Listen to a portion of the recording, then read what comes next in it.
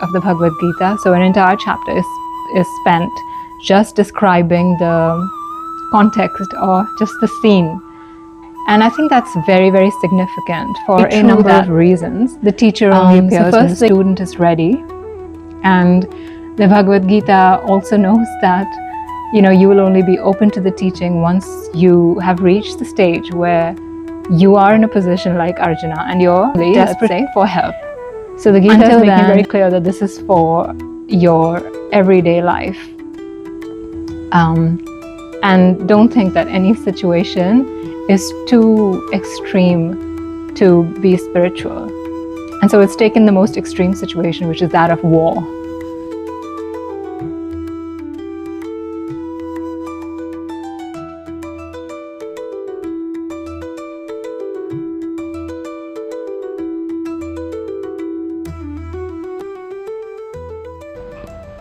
Namaste.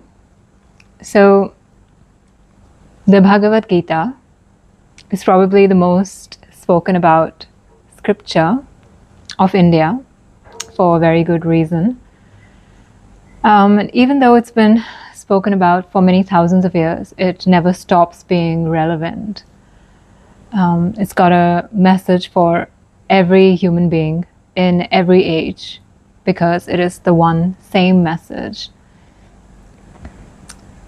Because human problems, human desires, human longing hasn't changed since the beginning of humanity. We're all looking for happiness, we're all looking for freedom from suffering. So those themes continue to be the same since the beginning of time. And that's really what Sanatana Dharma addresses. And that's the reason why Sanatana Dharma is considered eternal. So Sanatan means eternal. Because it's addressing the fundamental issues of human life, which don't change over time, which have ever been the same. So the same questions human beings have asked, since the beginning of time. Who are we? What is life about? What is the way out of suffering? What is the way to lasting happiness? These are the questions that Sanatana Dharma helps to answer. And the Bhagavad Gita is a very unique text in the entire corpus of the scriptures that fall within what we call Sanatana Dharma. So broadly, there are two categories of scripture. There is Shruti and there is Smriti. So Shruti basically refers to the Vedas. Shruti means that which is heard. And this hearing is not the hearing of the ears, but it's the inner hearing that a rishi or a sage achieves, in deep meditative states of samadhi. So when they're in those very deep states of samadhi, it's as if they can hear the voice of the existence, or you could say the voice of God or the breath of God.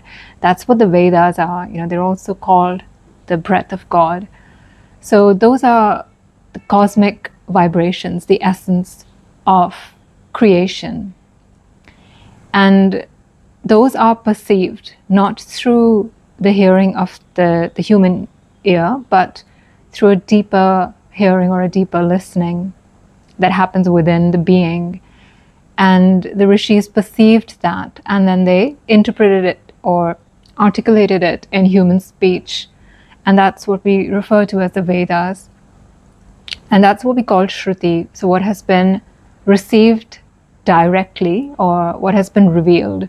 So we don't say it is the creation of anybody, but that it's been revealed to whoever was able to attain or reach those states of meditativeness. So they're the direct revelations. And that's why we call them aparushaya, which means they're not human-made, they're not man-made. They're directly received from the cosmos. That's Shruti. Then you have Smriti, which is basically the application of Shruti over time. So, how does Shruti apply to a particular society at a particular time, a particular age? Essentially here we have what is called the Dharma Shastras, which tell you what is a dharma for a particular age, for a particular society, for a particular caste. So, how do you live the Shruti teachings? Because not everybody is able to understand the Shruti, much less perceive it themselves. And so Smriti helps to bring the society, which may not be of the same evolved state of consciousness as the sages or the rishis, to bring them also into alignment with the teachings, or with the in the way that the Shruti has revealed. So the Bhagavad Gita, interestingly, it falls within Smriti because it comes within the Mahabharata, and the Mahabharata is a Smriti scripture. But it's treated pretty much as good as a Shruti text.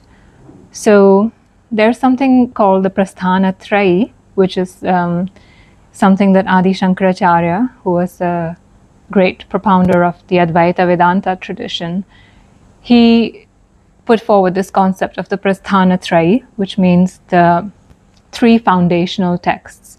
So Prasthan means to depart from or to take off from, so the platform from which you take off. And Trayi means three. So the three texts which form the foundation from which everything else should take off, meaning that the philosophy of the tradition should be based off of these three texts. And the three that he pointed to were the Upanishads, the Brahma Sutras, and the Bhagavad Gita.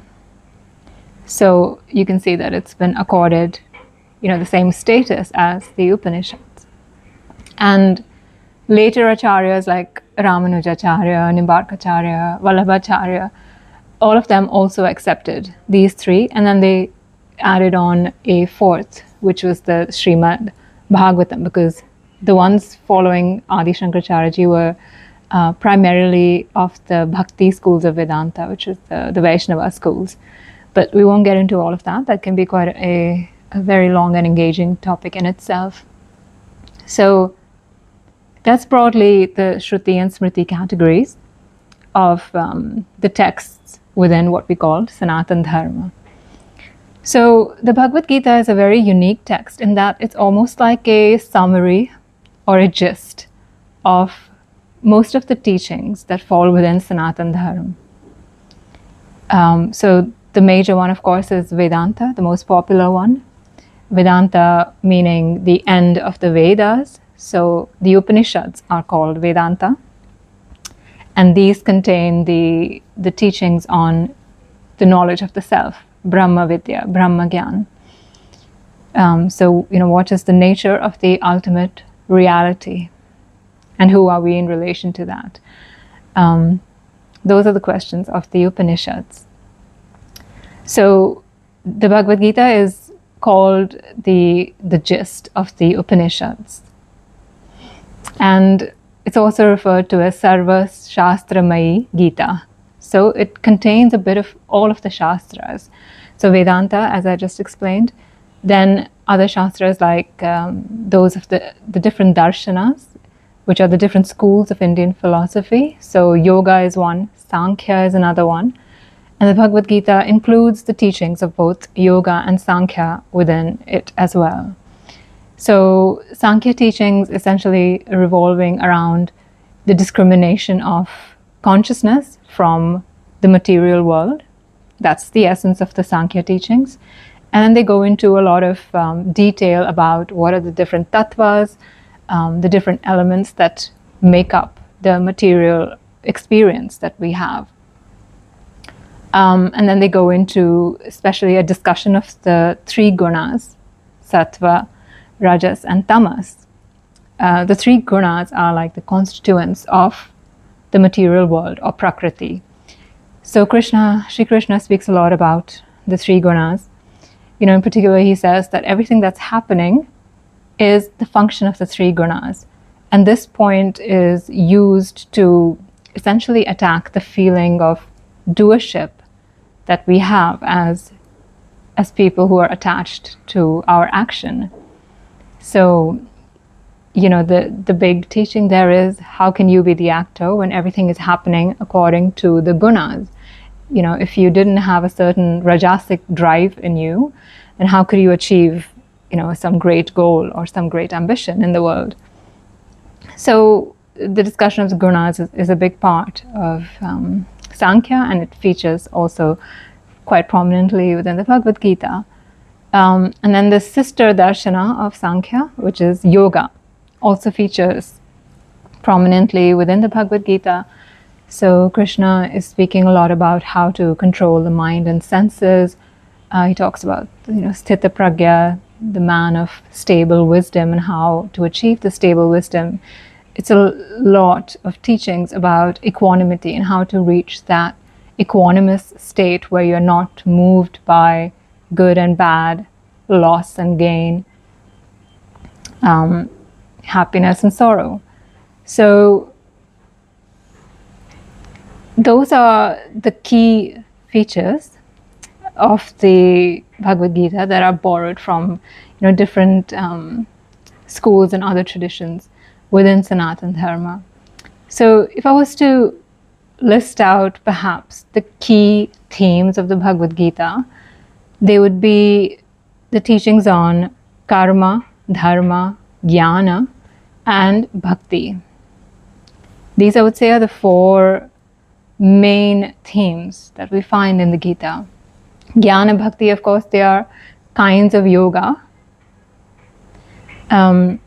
although they don't feature within Patanjali's Yoga Sutras, but traditionally they have been always present within the Indian subcontinent as being major parts of liberation, jnana and bhakti. So that's essentially a bit of a broad overview of the Bhagavad Gita. And I would say it's one of the most practical texts. So this is where it differs from the other Shastras, where the other Shastras can be much more academic or theoretical and something that you have to go away and study by yourself, but may not, you may not understand how actually to apply that in real life, on worldly life. The Bhagavad Gita actually is very much connected to practical life. And I find it fascinating that, it makes such a point of this. So the entire first chapter of the Bhagavad Gita is only describing the scene of battle. So one entire chapter is dedicated only to describing what is happening. So I'm sure you know the context and the background of the Bhagavad Gita. It's the war between the Kauravas and Pandavas. And now we've come to the moment where the 2 armies are opposing each other. They're facing each other on the battlefield. Krishna is Arjuna's charioteer, and he's driven the chariot up to the dividing line between the 2 armies, and Arjuna is surveying the battlefield, and he's in a state of, let's say, fear, doubt, severe hesitation, and he's almost crippled with this self-doubt. Am I doing the right thing? How can this be the right thing? There on the other side are my relatives and friends and teachers, and I'm expected to go into battle with them and to kill them. How can this be right?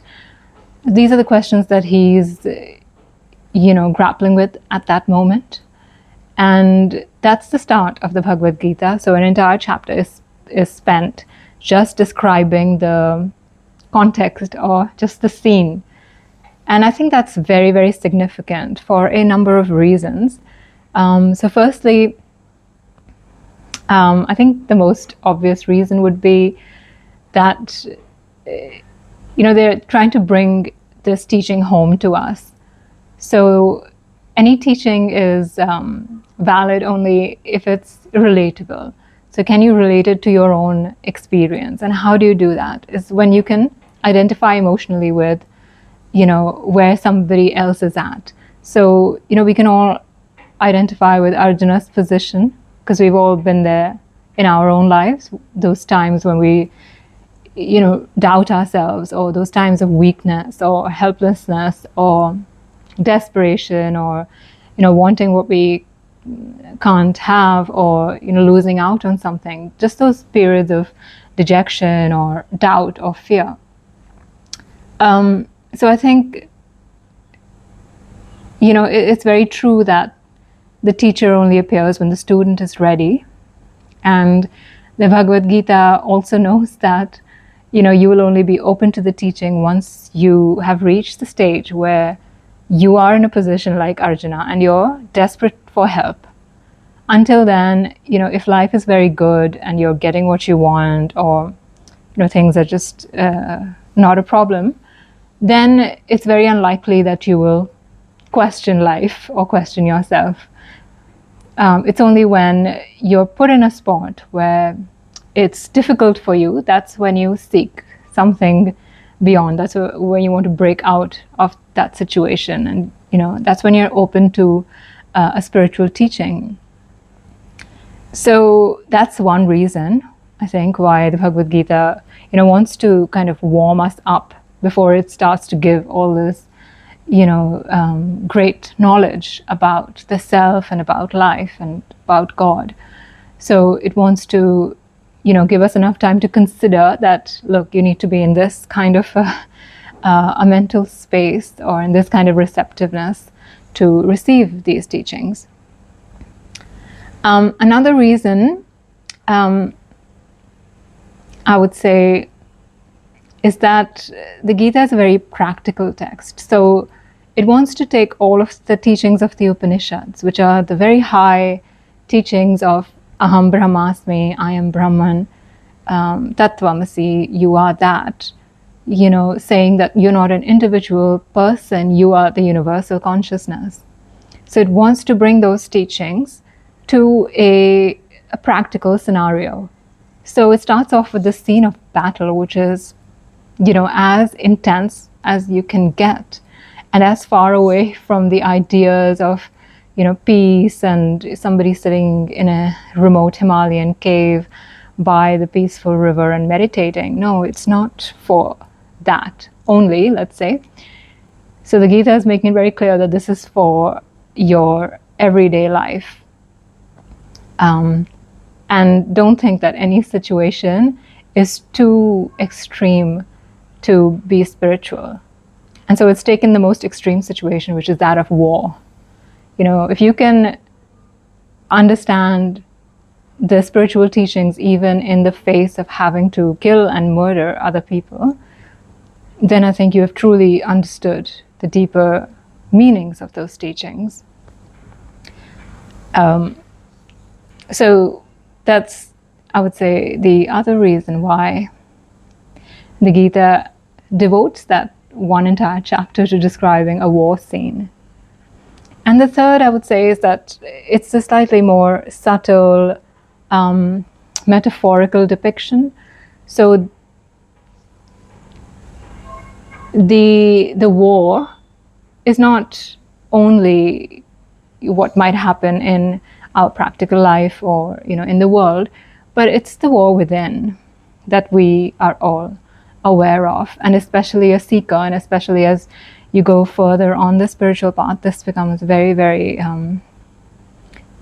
obvious, and something that every seeker comes up against is the fight against yourself, your ego self, and all of the habits and all of the tendencies that have been gathered from lifetimes come to attack the seeker who's trying to transcend them.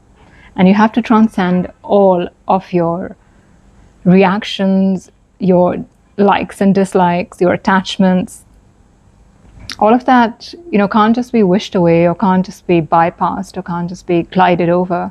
You have to stand in the middle of that battlefield and transcend them. So transcend them through non-reaction and through remembering your true self and your true nature. And you have to do it in the moment, in the moment when anger arises, or in the moment where jealousy or envy or dejection or fear arises. That's when we need to take our stand as the awareness, and to really be silent and to confirm our true identity. So the Gita is really bringing home the fact that you have to stand in the middle of the thing that you need to transcend. You cannot run away.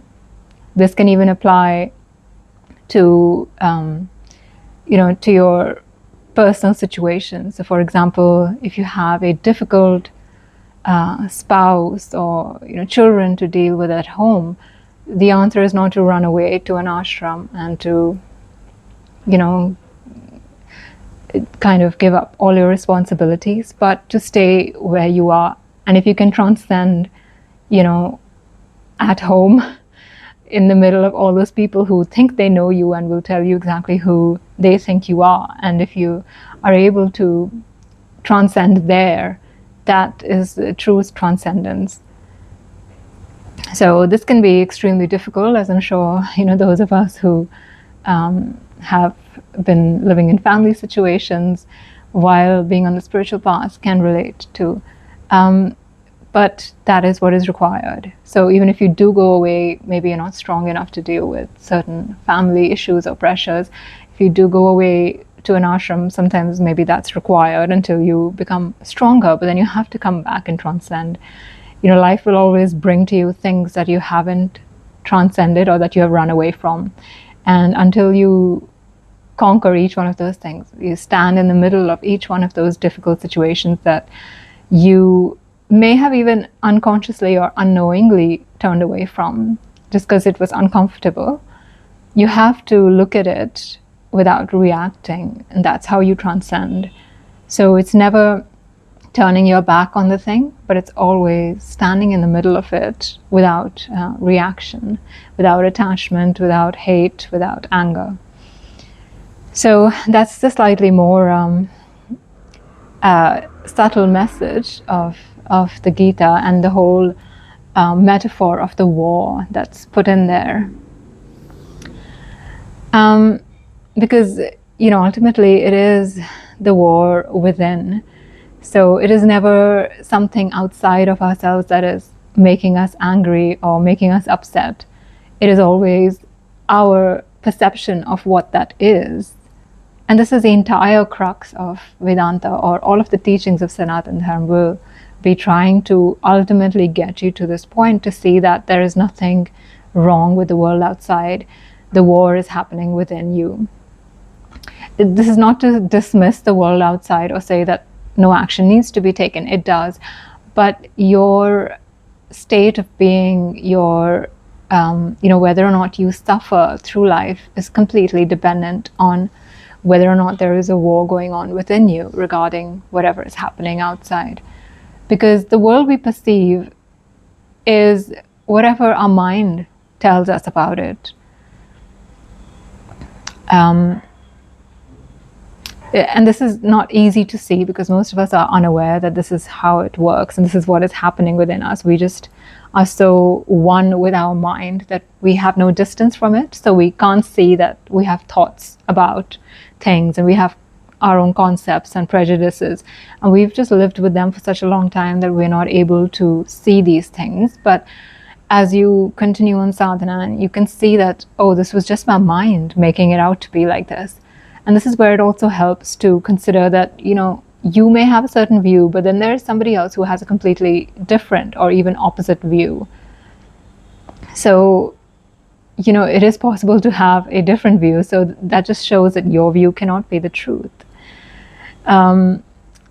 It cannot be the ultimate truth. It may be right in a certain situation, but this is all to help you see that the ultimate truth is beyond this world of duality, of right and wrong and this and that. So,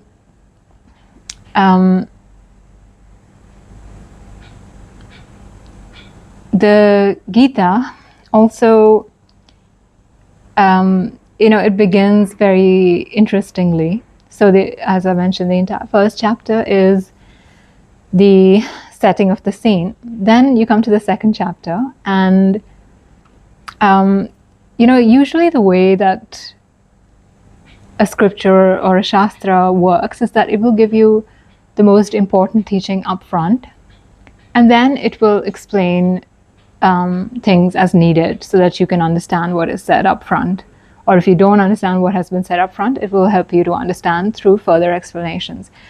And that's how the Gita also is structured. So one of the first things that Sri Krishna says to Arjuna is, in the second chapter, he says, initially he says, he's still in the role of the charioteer, and he's still within character. So he says, what is this cowardice that's come upon you? What's wrong with you, essentially? And get up and fight, because this kind of behavior is not suited to a kshatriya like you. So that's when he is still in his character. He's not yet stepped off stage and taken the role of the guru and said, look, you're observing all of this, so why are you getting lost in whatever is happening? You're the observer, you're the witness. So those Vedanta teachings haven't come up yet. So the first thing he says is, he's still assuming that Arjuna is understands his role in the play and understands his character. But of course that fails. And then Krishna says that this is your dharma. Arjuna still doesn't understand, and then he finally gives the teaching of the Vedanta, that the soul cannot be cut, it cannot be wet, it cannot be burnt, it is eternal, it is formless. So that's the teaching of Vedanta. You are the self, you are the witness. Nothing ever touches you, nothing can ever happen to you. So it's very interesting, this kind of progression that happens, because if you actually understand your role in the play, that's actually quite a high thing. So the first thing he says is, this is your role in the play. And he doesn't even say that, he just is in the play, and he is that character, and he is playing the character. And then he says, look, don't you remember your dharma, which is your role in the play? So, dharma is very much misunderstood, and it's often translated as duty. But it's not duty as we usually understand, duty, you must do what you're told or what you have to do. But it's understanding that duty in the context of the universal movement of life. So yes, you do have a duty in the universal movement of life, but do you understand that relation and that connection? So that is what dharma is. So it is being in tune with the Sanatana Dharma, the eternal Dharma, being in tune with the cosmic movement, or if you want to put it in a more devotional language, with God's will. So the Gita goes over this concept of dharma throughout. So, it actually begins with the word dharma, dharma kshetre, kurukshetre. Dhritarashtra is asking Sanjaya what happened on the battlefield of Kurukshetra, which is the Dharma Kshetra. And throughout the Gita, this concept of dharma comes up again and again, and culminating finally in Krishna saying to Arjuna, give up all of the dharmas and surrender completely to me. So that's the peak or the highest point of the bhakti teachings. Is that, okay, we've tried everything, we've gone through all of the jnana yoga, the, very difficult conceptual understanding, going through all of the Sankhya teachings and understanding what is the soul, what is the super soul, what is Brahman, Parabrahman, what is karma, what is akarma, what is karma yoga, what is jnana. And then finally, also the nature of God. Krishna shows his Virat Roop, his universal form. And then, having exhausted Arjuna to the point where, Arjuna probably is just almost given up. He says, just give up all of the dharmas. If you surrender completely to me, I will take care of everything. So it sounds like the simplest teaching, but it could not have been given up front. You kind of have to tire out the seeker, and the seeker has to become tired enough and to realize, that all his seeking and all his own efforts cannot be sufficient. The grace of God is what is the redeeming factor. So, some people actually say the Bhagavad Gita is a bhakti text. Some say it's a jnana text. Some say it's a karma yoga text. So, you could fall into any of those camps. It definitely goes into all three of those yogas in great detail. Bhakti, jnana, and also karma yoga. And interestingly, it's one of the few texts that truly explains karma yoga. So the other Gyan Yoga, of course, you have the whole corpus of the Upanishads, so many teachings, so many books on Gyan Yoga. Bhakti tradition also, after Sri Adi Shankaracharya ji, there was a lot of acharyas who spoke on bhakti. So there's a whole corpus of literature. On Karma Yoga, you don't have that much. And that's why I think a lot of people say that Bhagavad Gita is a Karma Yoga text, because it really does explain karma in a very clear and practical way. So, one of the most famous teachings, which I'm sure everyone's aware of, is that you do your action, but don't desire the fruit of the action, or leave the fruit unto me, Krishna says. So, and you might wonder, how is that possible? How am I able to do that? Because for me, the motivating factor is the fruit. If there isn't the expectation of fruit, then why would I do anything? And this then again ties into the teachings of yoga, because Krishna says, Yogastha Kuru Karmani. Establish yourself in yoga, then act. Because when you're in yoga, you don't have these desires and ambitions. Then you are, you're connected to the universal will. Or like we said, you're surrendered to God's will, or you're in tune with Dharma. So there are very interesting discussions on karma. What is karma? What is akarma? What is nishkama karma? Action without desire. What does that look like? Why is that important? Because the entire spiritual process is, in a certain way of looking, it is how we deal with our karma. How easily are we able to live life without becoming entangled in karma? How can we turn karma into yoga? How can we be doing yoga instead of doing karma in the world?